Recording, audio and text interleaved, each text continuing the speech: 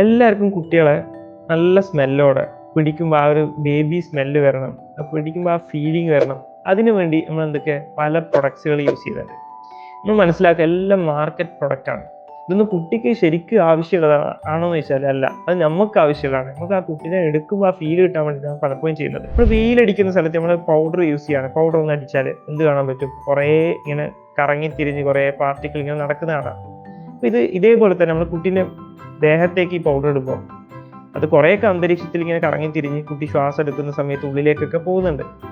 ഈ പോകുന്ന സാധനം എന്തായാലും കുട്ടിക്ക് മൂക്കിലെത്തിക്കഴിഞ്ഞാൽ അത് കാരണം തുമ്മൽ, അല്ലെങ്കിൽ ചിലപ്പോൾ കഫക്കെട്ട്, ജലദോഷം, ചിലപ്പോൾ അലർജി പ്രശ്നങ്ങളൊക്കെ ഉണ്ടാവാം.